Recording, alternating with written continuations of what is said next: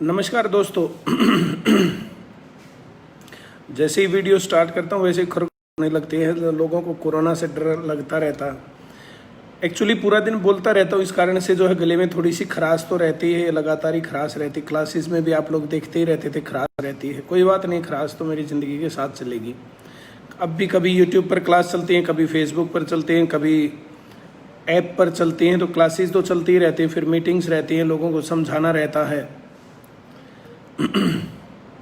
चलिए, आज जो हम फेसबुक पर लाइव आए हैं तो आप लोगों को एक और सक्सेसफुल फैमिली से मिलवाना चाहेंगे। रिलेटिव हैं हमारे, परवीन हैं और अंजलि हैं।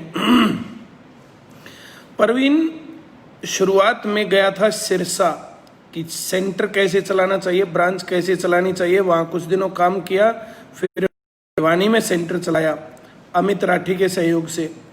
अमित राठी के ने बताया था वो 4 भाई करनाल में सेंटर चलाते हैं। तो इन्होंने जो है परवीन ने भिवानी, अमित की भी नौकरी लग गई थी और करनाल ब्रांच उन्होंने ले ली थी, तो 2 ब्रांच हो गई, नौकरी हो गई, तो संभालना मुश्किल हो रहा था। तो भिवानी ब्रांच को सांगवान साहब को दे दी थी और फिर इन्होंने करनाल ब्रांच संभाली थी। फिर उसके बाद इसकी जॉब लग गई चंडीगढ़ में, तो वो ब्रांच भी ये छोड़ करके अपनी नौकरी कर रही है। इसकी बहन है अंजलि। अंजलि के 4-5 पेपर क्लियर हैं, ग्रुप डी में सिलेक्शन। उसके बाद अब केंद्रीय विद्यालय में ज्वाइनिंग है, जो है साल भर जो है नौकरी अपने गांव में की थी और अब केंद्रीय विद्यालय में कपूरथला में ज्वाइनिंग चल रही है, वहां पर पढ़ा रही हैं, सेवाएं चल रही हैं। चलिए इनसे मिलवाता हूं, आईसीएस के अपने एक्सपीरियंस को बताएगा परवीन। नमस्कार जी, मेरा नाम परवीन है, मैं राजलू गांव से बिलोंग करता हूं। मैं आईसीएस पे लगभग 1 साल तैयारी की।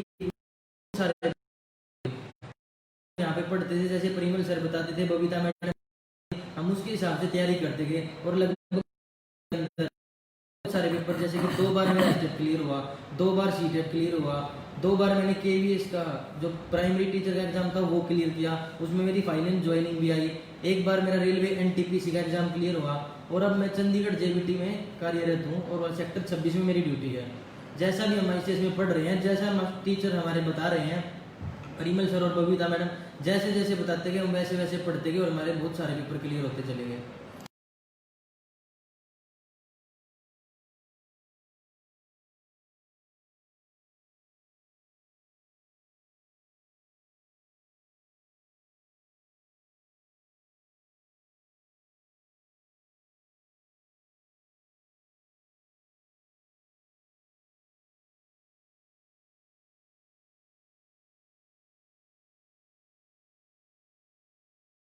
नहीं पता नहीं, जैसे यहाँ पे पढ़ते हैं, जैसे सर बताए मैडम बताए वैसे पढ़ते चले जाओ, अपने आप ही पेपर क्लियर होते चले जाते हैं। चलिए अंजलि से मिलवाते हैं। चलो, नमस्कार दोस्तों। अंजलि, पहले मैं थोड़ा सा इंट्रोडक्शन दे दूं। अंजलि के बारे में, अंजलि की एज महज 22 साल है और लगभग 1.5 साल से ये वर्किंग है। पहले इनका सिलेक्शन हुआ अपने ही गांव में animal attendant Haryana HSSC group D के थ्रू इन्होंने ज्वाइनिंग की, क्योंकि तब तक रिजल्ट पेंडिंग थे कई सारे। यहाँ काम करते करते पढ़ती रही, कोई काम ज्यादा होता नहीं एनिमल अटेंडेंट का, खूब पढ़ती रही, मेहनत करती रही। उसी दौर में उससे पहले कुछ एग्जाम पेंडिंग थे जिनका रिजल्ट, और उस दौर में भी जो एग्जाम हुए इनके बहुत अच्छे गए। DSSP का एग्जाम उसी दौर में हुआ जब ये गाँव में तैयारी कर रही थी, गाँव में नौकरी करते हुए तैयारी कर रही थी। और अंजलि बेहद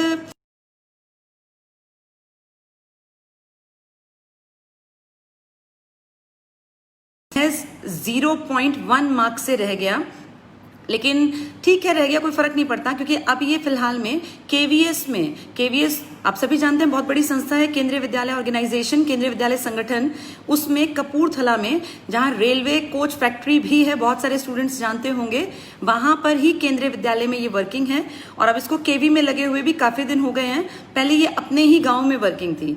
तो अंजलि, जरा बताओ कैसा फील होता है, अब इतनी छोटी सी एज में तुम्हें नौकरी मिल गई। तुम्हारी एज एग्जैक्टली कितनी है? अच्छा, 22 ईयर्स की हैं अंजलि। अंजलि, जब तुम नौकरी पे नहीं थी तो तुम्हें लगता था कि नौकरी मिलना आसान है, सरकारी नौकरी? जब मैं स्टार्टिंग में सेंटर में आई थी तो मुझे सच में लगता था सिर्फ सीटेट टेस्ट पास करो, नहीं मिलेगी जॉब, नहीं पर मिलेगी। पर जब मैं पढ़ने लगी और पेपर देने जाते थे ना, तो जब पेपर एग्जाम पास हुए तब जाके ये हुआ कि हाँ सच में बस। पर मैं इतना पढ़ती थी जितना मैम और सर बताते थे ना, जो काम कराया वो जाके कंप्लीट करना है, जितना सर ने क्वेश्चन दिए हैं वो जाके कंप्लीट करने हैं, साथ साथ रिवाइज कराओ। बस मैंने उतना ही पढ़ा जितना सर और मैडम ने पढ़ाया, वो एग्जैक्टली। अच्छा अंजलि, तुम्हारा दिल्ली DSSB का कितने मार्क्स से बता रही थी तुम? 0.1 मार्क्स से। 0.1 से। और इसके अलावा और भी तुम्हारे कई पेपर पास थे? हाँ, मेरा एचटेट सीटेट पास किया, फिर मेरा KVS का हुआ, हरियाणा क्लर्क में भी, हरियाणा क्लर्क का पेपर भी मेरा पास है, और DSSB का रह गया। DSSB का 0.1 से रह गया, पर कोई नहीं। तुम कितनी नौकरियां तुमने, एक तो मेरे ख्याल जॉब छोड़ दी ना तुमने करके? हाँ, एक ग्रुप डी की थी मैंने, मेरे गांव में ही थी उसकी ज्वाइनिंग, एनुअल अटेंडेंट की, वो मैंने ज्वाइनिंग करने के लिए। अच्छा, कितने महीने गांव में रही तुम? 6 मंथ्स की थी मैंने। 6 मंथ्स तुमने वहां ज्वाइनिंग की। ये एक एग्जाम्पल है अंजलि अपने आप में उन लोगों के लिए जो कहते हैं कि भाई छोटे सपने नहीं देखने चाहिए या छोटी ज्वाइनिंग लेनी नहीं चाहिए।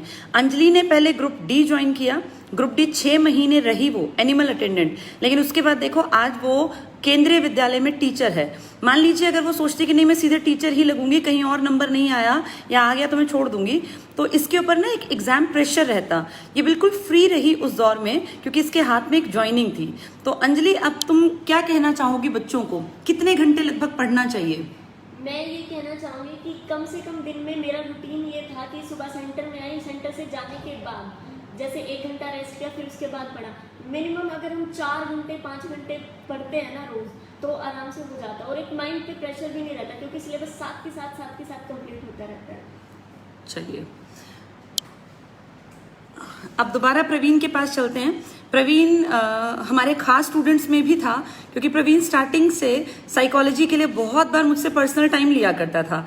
तो प्रवीण जरा बताओ, जब तुम पर्सनल पूछते थे कभी कभी मैसेज, मैम मैं आ जाऊं संडे को, ये कर ले, ये भाई इतना पढ़ना है, इतने क्वेश्चंस हैं, तब ये फीलिंग आती थी कि हाँ लग जाऊंगा, मुझे कंफर्म है कि मैं लग जाऊंगा, या थोड़ा डर लगा करता था? शुरुआत में लगा मैडम थोड़ा सा डर, फिर बाद में ना ऐसा कॉन्फिडेंस आता चला गया कि जैसे एक बार स्टेट क्लियर हो गया, सीटेट क्लियर हो गया, तो उसके बाद हमें पता चलता चला गया कि हम जैसे जैसे हम पढ़ते जाएंगे ना तो हमारे पेपर भी क्लियर होते जाएंगे। और मेरा पहले पढ़ाई में बिल्कुल इंटरेस्ट नहीं था, 12वीं तक हम बिल्कुल नहीं पढ़ते थे। मेरे घर वाले ये बोलते थे कि प्रवीण भी नौकरी लग गया ना तो हमारे गांव में सभी नौकरी लग जाएगी। साथ में इकट्ठे ही पढ़ते थे हम। अब ये देखा कि अगर हम कोचिंग पे अगर हम ढंग से पढ़ लेना तो कोई दिक्कत नहीं है नौकरी में। अगर हमारे टीचर हमें सही से गाइडेंस करे और हम सही से उनके अकॉर्डिंग पढ़ते चले जाएं तो बिल्कुल अच्छे से नौकरी लग जाएंगे। और मेरा साइकोलॉजी में सबसे पहले पढ़ने में साइकोलॉजी में इंटरेस्ट बना था, उसके बाद हमने मैथ और सारी चीजें कंप्लीट की। कभी भी नौकरी लगने के लिए सारे पेपर सभी सब्जेक्ट अच्छे से आने चाहिए, तब हम नौकरी लगते हैं। ये नहीं है कि मैंने मैथ छोड़ दिया या मैथ अच्छे से कर लिया, साइकोलॉजी छोड़ दी तो मेरी नौकरी लग जाएगी, नहीं। सारी चीजें हम जैसे हमारे टीचर बताते जाएं वैसे हम करते जाएं, और नौकरी लगने के लिए ऐसे इससे अच्छा सेंटर हमें नहीं लगा कोई भी। चलो, तो तुम 6 लोग थे, एक ही लगभग फैमिली को बिलोंग करने वाले, जिनमें तुमने बताया तुम्हारे ताऊ जी के भी 4 बच्चे थे। 6 के 6 लग गए, तो गांव वालों को क्या लगता है कि गांव वाले ये सोचते कि इनका ना कहीं पे सरकार में हाथ है कि सारे के सारे ही नौकरी लग गए, नहीं तो एक तो रहना चाहिए, कोई तो दुनिया के एक नहीं लगते, इनके 6 लग गए हैं। चलो, कितनी ग्रोथ लगती है तुम्हें तुम्हारे में, तुम्हारे जो बैकग्राउंड था वहां से अब में अपने आप को तुम देखो, भाई 4 साल पहले तुम क्या थे, 4 साल बाद अब तुम कहाँ पहुंच गए हो? ये लगा लो, अब 0 ही अर्निंग थी शुरुआत में, तो बिल्कुल हम 0 अर्निंग में पढ़ने आते थे, और अब हमारे घर में ये लगा लो कि भाई 1.5 लाख रुपए के आसपास हम अर्निंग ले रहे हैं, तो एक अच्छी सी फीलिंग आती है। हमारे टीचर्स के ना नौकरी लगने के और नौकरी लगने से पहले भी अगर टीचर्स के मन में टीचर्स के लिए सम्मान होना तो अपने आप सारी चीजें अच्छी होती चली जाती हैं। बिल्कुल, मतलब पॉजिटिव रहना चाहिए। चलो, उतार चढ़ाव काफी आते हैं लाइफ में, पर उनसे आगे बढ़ के नौकरी लगो। चलो, अब तुमने गाड़ी भी ले ली, बता रही थी अंजलि। गाड़ी ली है हमने, 1 साल की नौकरी के अंदर मैंने ब्रेजा टॉप मॉडल गाड़ी ले ली है। अरे वाह, मुबारक हो। ये अच्छी चीज है नौकरी। ये तो है ही। नौकरी देखो कहाँ से कहाँ पहुंचा देती है। एक नॉर्मल से बिल्कुल नॉर्मल सी आपके मेरे जैसी फैमिली को बिलोंग करने वाला प्रवीण बता रहा था कि घर में कोई बड़ा साधन नहीं था, कमाई का साधन नहीं था, लेकिन आज इसके पास ब्रेजा टॉप मॉडल है और 1.5 लाख लगभग इनको पर मंथ पड़ जाता है घर में। तो मेंटली कितने फ्री हो गए आप इमेजिन कीजिए। इसके घर परिवार में जो माहौल है वो कितना पॉजिटिविटी से भर गया। लॉकडाउन में जहां लोगों के घर में एक एक पैसे की किल्लत रही, जहां किसान परेशान रहे, बहुत सारे लोग परेशान रहे, वहां ये आराम से भाई बहन घर बैठे हुए हैं और आराम से इनकी महीने की 1.5 लाख की सैलरी इनके पास पहुंच रही है। 1.5 लाख इसलिए बताया जा रहा है क्योंकि प्रवीण की वाइफ भी हैं जो अर्निंग हैंड है। तो प्रवीण जैसे कितने ही लोग हैं जो मेहनत का रास्ता पकड़ के कामयाब हो जाते हैं। और ये जो हमने सीरीज चलाई थी इसमें अपने खास रिलेटिव्स को, अपने क्लोज रिलेशंस को इसलिए दिखाया क्योंकि हमने पहले इन लोगों के ऊपर काम किया, इन लोगों को कामयाब बनाया, और जब ये कामयाबी के रास्ते पर कामयाब होके आगे बढ़े हैं तो हम लोगों को ये लगता है कि हर कोई ये काम कर सकता है, हर कोई नौकरी लग सकता है। नौकरी लगना टफ नहीं है, बस आप हमारी बातों को प्रॉपर्ली जैसा बताएं वैसा मानते चलिए, काम को डेली का डेली निपटाते चलिए, पेंडिंग मत छोड़िए। मैथ्स है, रीजनिंग है, इंग्लिश है, जीके, हर चीज को साथ साथ करिए। जी परिमल सर बात करेंगे। तो भाई हम लोगों ने आप लोगों को अपने जो 8-10 रिलेटिव से मिलाया है, और कहोगे तो हम लोग और भी मिला सकते हैं, ये लिस्ट अभी और लंबी है। लेकिन मैं जो ये कह रहा था कि जो है कई लोगों से हमने मिलवा दिया है, फिर से जो ये नेगेटिव बोलने वाले लोग सर उठाएंगे ना तो फिर से हम एक और सीरीज चला देंगे ऐसे ही। ऐसे लोगों का जवाब होता है काम करके जवाब देना, ऐसे लोगों का जवाब होता है उनको करके दिखाना। कुछ लोग होते हैं नेगेटिविटी ढूंढने वाले और कुछ लोग होते हैं पॉजिटिविटी ढूंढने वाले। अब तुम लोग किस कैटेगरी में हो तुम लोग देख लो। सरकारी नौकरी लगने के लिए जो जो जरूरत रहती है उसको हमने टाइमली बताते रहे हैं। 2009 से सेंटर चल रहा है, 11 साल पूरे हो गए। इन 11 सालों में सैकड़ों टॉपर हैं, लाखों सिलेक्शंस हैं, 200 से ज्यादा ब्रांचेज हैं। अब जो है ऐप के ऊपर बच्चे पढ़ रहे हैं। तो एजुकेशन के ऊपर हमने शुरुआत से अब तक काफी सारा काम किया है और आगे भी करते रहेंगे। आप लोगों में से जिसको नौकरी चाहिए, तो अभी कोरोना का मामला देख लो आप लोग, अभी हो सकता है 2-4 महीने और चले, तो आप लोग ऐप के ऊपर बढ़िया तैयारी कर सकते हैं। जितने बच्चे ऐप पर पढ़ रहे हैं तो उनकी फीलिंग बढ़िया आ रही है, they are feeling very good. 5,000 रुपये लगेंगे ICS के स्टूडेंट जो है, बाकी लोगों के 6,000 रुपये लगेंगे। 5-6 हज़ार रुपये में साल भर पढ़ाना, टेस्ट लेना, टेस्ट की सॉल्यूशन वीडियो देना, काफी मेहनत का काम है। मेहनत के पैसे तो लिए जाएंगे, मेहनत के पैसे नहीं लेंगे तो कब तक काम चलेगा। तो अगर आप लोग चाहते हैं सक्सेसफुल होना तो ICS एक ऐसा प्लेटफॉर्म है जिसके साथ आप लोग फ्रेंचाइजी के रूप में मिल सकते हैं, जिसके साथ आप ट्यूशंस फ्रेंचाइजी के रूप में मिल सकते हैं, ऐप के ऊपर या सेंटर में आकर के तैयारी कर सकते हैं। आप लोग कामयाब हो सकते हो बशर्ते आपके मन में इच्छा हो। इच्छा नहीं तो कोई इलाज नहीं है। आज मैंने कई स्टूडेंट्स का स्टेटस लगाया कि सर मैंने ट्यूशन पढ़ा करके ऐप के पैसे पूरे कर लिए।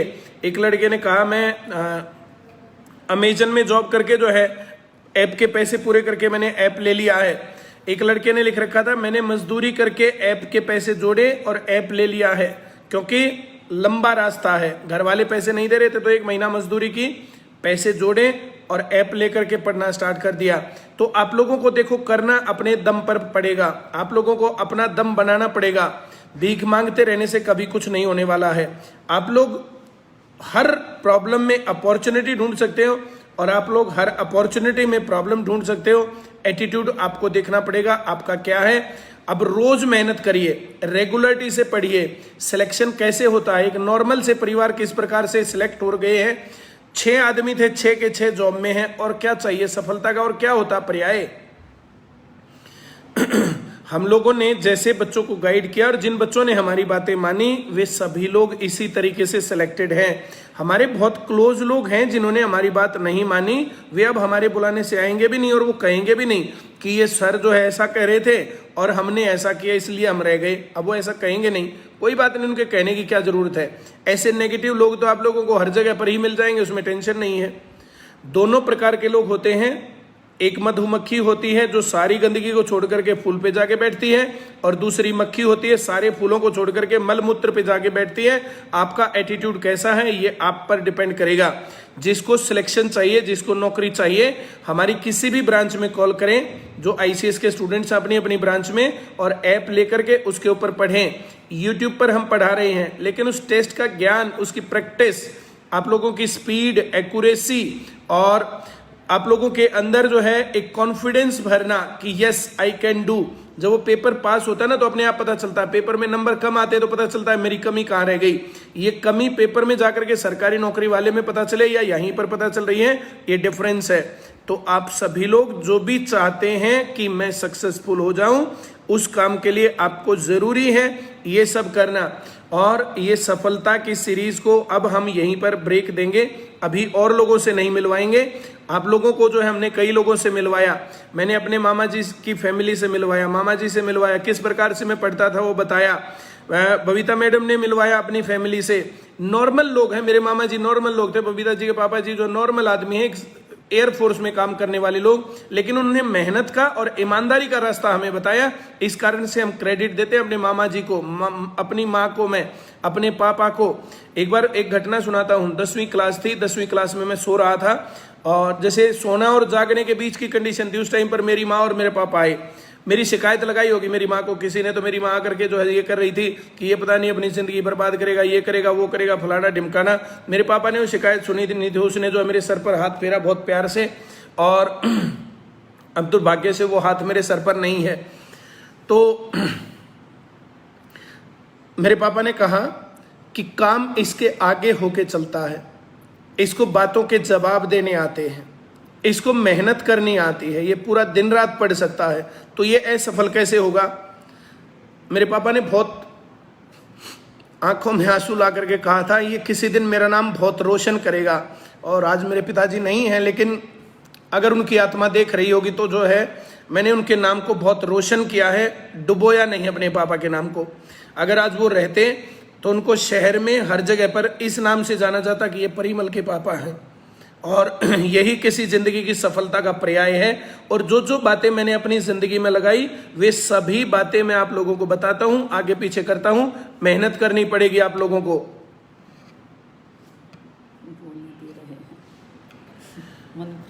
मनप्रीत शर्मा सर गोली दे रहे हैं। मनप्रीत शर्मा ये नौकरी लगा हुआ है, देखो ये जो सामने बैठा है ना, ये नौकरी लगा हुआ है, चंडीगढ़ में है। गोली इसकी 3rd रैंक आई थी। गोली चाहे पता कर लियो, सेक्टर 26 बापू धाम में ड्यूटी है, अभी भी लगी हुई थी हमारी एसडीएम ऑफिस में एसडीएम सर के साथ। और सेक्टर 26 का जो मिडिल स्कूल है ना, उसमें मेरी ड्यूटी अभी हम ज्वाइनिंग कर रहे हैं। हाँ, ये पीछे विक्की बैठा है, ये एयरफोर्स में सिलेक्टेड है, एयरफोर्स में काम कर रहा है। 4 भाई बहन है, चारों भाई बहन नौकरी में है। गोली दे रहा है। ये लड़की केंद्रीय विद्यालय कपूरथला में नौकरी लगी हुई, वहां जाके चेक करके आ। गोली दे रहे हैं। बहुत बढ़िया भाई। अब देखो, ये मैं बार बार वही कहती हूँ, कुछ गधों का जन्म इंसान के शरीर में के रूप में हो जाता है। तो मनप्रीत शर्मा जी, आपका दिमाग मुझे काफ़ी मतलब मोटे किस्म का लग रहा है। जब ये आपके सामने जीते जागते सबूत बैठे हैं, अगला अपने स्कूल का एड्रेस बता रहा है, सेक्टर बता रहा है, अभी भी आप जैसे मूर्ख इस धरती पर हैं, तो आप लोगों का कुछ नहीं हो सकता। ये 2 बातें हैं बच्चों, एक होता है एप्टीट्यूड और एक होता है एटीट्यूड। एप्टीट्यूड होता है आपकी योग्यता, आपकी क्षमता। हर इंसान की क्षमता अलग अलग है। सचिन तेंदुलकर की क्षमता अलग है, लता मंगेशकर की अलग है, अमिताभ बच्चन की अलग है, हमारी अलग है। एक चीज होती है एटीट्यूड, ये सिर्फ 2 ही तरह का है, एक पॉजिटिव और एक नेगेटिव। अपनी क्षमता को पहचानना हर इंसान की खुद की जिम्मेदारी है, उसके पेरेंट्स की, उसके टीचर्स की, और काफी हद तक उसके यार दोस्त जो उसको सही रास्ता दिखा पाए, उनकी जिम्मेदारी है। फाइनली जाके वो इंसान कामयाब या नाकामयाब अपने एटीट्यूड के कारण बनता है या होता है। जो लोग पॉजिटिव चीजों में भी नेगेटिविटी ढूंढते हैं, उनका कोई कुछ नहीं कर सकता। जिसका एटीट्यूड ही नेगेटिव है, वो कभी जीवन में सफल हो नहीं सकता। और ऐसे लोग अपने आप को जज कर लें, क्योंकि अभी भी देख रहे होंगे मनप्रीत शर्मा जी आपने कितना कुछ अचीव कर लिया है, अपने आप को जज करो। और आप क्या जीवन में सफल हो पाए हैं? अगर आपका यही एटीट्यूड है कि आपको सफल लोगों को देख के भी लग रहा है कि गोली दी जा रही है, तो आप जीवन में कभी कामयाब नहीं होंगे, मैं आज ही आपको बता दूं। और कामयाब हो भी गए तो अच्छे इंसान आप कभी नहीं बन पाएंगे। पहली बात तो कामयाब ही नहीं हो पाएंगे, क्योंकि कामयाब लोग हमेशा पॉजिटिविटी देखने वाले होते हैं। कामयाब लोग वो बन पाते हैं जो चीजों में, खराब चीजों में भी अच्छाई को ढूंढ लेते हैं। और आप जैसे महामूर्ख को तो सिलेक्टेड लोग जिनको कमाते हुए, अगला बता रहा है ब्रेजा का टॉप मॉडल ले लिया। आप जैसे गधे होते हैं वो, जो कि चिढ़ने में ही लगे रहते हैं पूरे जीवन। आप जो मूर्ख इस तरह के लोग हैं, वो वही मूर्ख हैं जिनको गोली दी जा सकती है। अब आप जैसों को गोली ऐसी ही लगती है तो आपको हम कुछ कर नहीं सकते। बाकी लोगों के लिए बहुत बड़ा मोटिवेशनल फैक्टर है ये कि ये आप ही की तरह हैं, दोनों भाई बहन हैं, राजलूगढ़ी में रहते हैं। और मनप्रीत शर्मा जी, आपको ज्यादा दिक्कत है तो जाके आप इनका एड्रेस ले लीजिए, राजलूगढ़ी में जाके पता कर लीजिएगा कि किस परिवार में 6 लोग लगे हुए हैं, आपको सारा गांव बता देगा। फिर भी आपको अगर लगता है कि गोली दे रखी है तो आप जैसे मूर्ख इस चैनल पे पता नहीं क्या करने आते हैं। ऐसे लोग वो होते हैं कि वो कुछ लोग होते हैं ना कि भाई बुराई करनी है किसी भी कंडीशन पे, सिलेक्टेड दिखा रहे हैं तब भी बुराई करनी है। ऐसे नेगेटिव लोगों का कभी कुछ हो नहीं पाएगा, पूरा जीवन नेगेटिविटी में निकाल दोगे, सड़ सड़ के ऐसे ही परेशान हो के फाइनली एक दिन जाके जीवन का खात्मा हो जाएगा, कुछ नहीं निकलेगा। जो लोग पॉजिटिव हैं उन लोगों को इनको देख के लगा होगा कि हाँ हम भी नौकरी पे पहुंच सकते हैं, और जब प्रवीण अंजलि ऐसा कर सकते हैं तो कोई भी ऐसा कर सकता है, क्योंकि ये भी आप ही की तरह एवरेज लोग थे। तो पॉजिटिविटी से भरे रहिए। और जो अब ये देखो इतने बड़े चैनल पे यहाँ ये मुंह उठा के चला आया मनप्रीत शर्मा, ऐसे कितने ही लोग हैं जिनको आपको पहचानना पड़ेगा। इनकी पहचान करने का तरीका ये होता है कि जब इनको अच्छाई में भी बुराई नजर आए तो भांप जाओ कि ये महामूर्ख है, और ऐसे आदमी से तुरंत कन्नी काट लो, क्योंकि ये लोग खुद तो नेगेटिव हैं ही, ये दूसरों को भी नेगेटिव बनाने की कोशिश करते हैं। जो समझदार हैं उन पे ऐसी कोशिश काम नहीं करती। एक आधा मूर्ख होता है जो इनके साथ इनकी टोली में वही नेगेटिव बन जाता है, अदरवाइज ज्यादातर लोग जो होते हैं वो देख लेते हैं कि यार पॉजिटिव साइड किस तरफ है। तो अपने हमेशा लाइफ में पॉजिटिविटी से भरे रहिए, खुश रहिए, कामयाब लोगों से जानिए कि वो किस रास्ते पर चलकर कामयाब हो पाए हैं। और एक आधे मनप्रीत शर्मा जैसे गधे जो लोग हैं इनसे बिल्कुल कन्नी काट के दूर रहिए, क्योंकि ऐसों का कभी कुछ भगवान भी भला नहीं कर सकता। तो पॉजिटिविटी से भरे रहने के लिए हमेशा एग्जाम्पल पॉजिटिव देखने चाहिए और सच्चे देखने चाहिए, झूठे नहीं। हमेशा ये देखो कौन सच बोल रहा है कौन झूठ, और सच्चाई के साथ रहो, हमेशा पॉजिटिविटी से भरे रहो। टीचर्स की हमेशा बातें मानो और उनका साथ पकड़ो जो तुम्हारे अंदर तुम्हारी लायकियत को बाहर लाने की क्षमता रखते हैं। तो ऐसे ही दोस्त बनाओ, ऐसे ही गुरु बनाओ जो आप में पॉजिटिविटी भर सके। जी चलिए, इस सीरीज को अब हम जो है फिर से बंद करेंगे। जैसे जो है ये काफी लोगों से मिलवा दिया है, अब उतनी वैल्यू भी नहीं रहती है। अब आप लोगों को पता चल गया है कि हमारे सभी रिलेटिव्स आईसीएस में पढ़ के अलग अलग जगह पर सिलेक्टेड हैं। एक बच्चे के 5-5, 7-7, 10-10 सिलेक्शन हैं।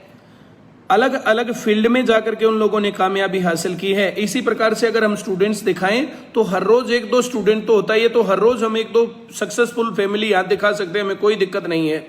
इतना बहुत है, इतना काफी है। अब जिन लोगों को सफल होना हो तो वे लोग जो हम बात बताते हैं यूट्यूब पर जो क्लासेस अब चल रही हैं, जो ऐप पर क्लासेस चल रही हैं, तो वो सब चीजें लेकर के और अच्छे तरीके से मेहनत करें, अच्छे तरीके से पढ़ें। और जो लोग नेगेटिव हैं उन लोगों को तो बेचारों को रोते रहना है। अब वो रोने वाले आप लोग हैं या करने वाले लोग हैं आप, ये आपके ऊपर डिपेंड करता है। चलिए, बहुत बहुत धन्यवाद, बहुत बहुत आभार। अभी कल परसों हम जो है डॉक्टर बिंद्रा के साथ गए हुए थे, डॉक्टर विवेक बिंद्रा के साथ कुछ डिस्कशन था, कुछ राय मशवरा लेना था, तो उनका जब फोटो लगाया गया तो उसके ऊपर भी जो है ऐसी बातें लगाई गई थी। न्यू बैच कब स्टार्ट करोगे? मैम को पहली बार गुस्से में देखा, अरे मैं तो रोज देखता हूं। मैम के गुस्से को जो है सारा गुस्सा में देखो खा करके कैसा हो गया हूं। तो जो है तुम लोग चिंता ना करो, मैम गुस्से में क्लास में भी होती है। जब एंटेन करने वाले इस प्रकार के गधे होते हैं ना, तो उन गधों को जो है मैम जो है सीधा रखती है। मैम की क्लास में कोई आदमी ची तो कर जाए, तो ये कंट्रोल अगर नहीं रखेंगे क्लास में तो फिर जो है कैसे बात बनेगी। चलिए, बहुत बहुत आभार सभी लोगों का। Thank you very much.